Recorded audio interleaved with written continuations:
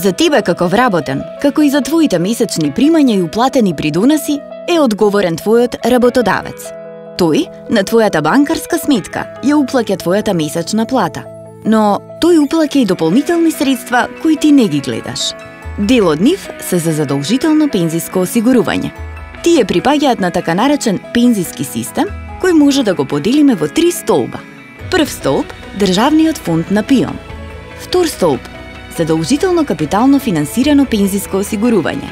И трет столб – доброволно капитално финансирано пензиско осигурување. Што би значело, откако ќе се вработиш, покрај фондот на ПИОМ ќе треба да одбереш во кој приватен пензиски фонд сакаш да членуваш. Ако не избереш, ќе бидеш распределен во некој.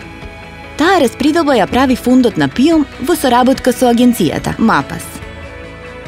Пензиски фонд е место каде одат средствата кои ти ги уплаќа работодавецот, а ти не ги гледаш.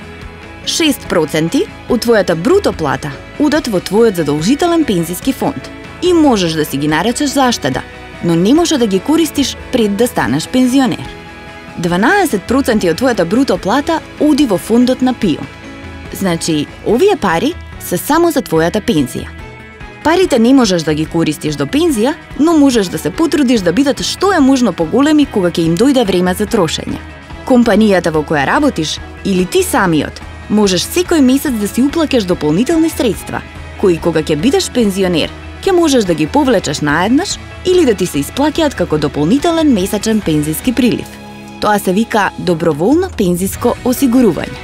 Државата ти помага доколку штедиш за дополнителна пензија со значајни даночни стимулации за уплатените средства во доброволен фонд. Дополнително, приносот кој се остварува од управувањето со средствата на пензискиот фонд им припаѓа на членовите и на пензионираните членови на фондот и сразмерно се распределува на нивни сметки. Информирај се за состојбата на твојата пензиска сметка. Погледни подалеку на penzia.mk.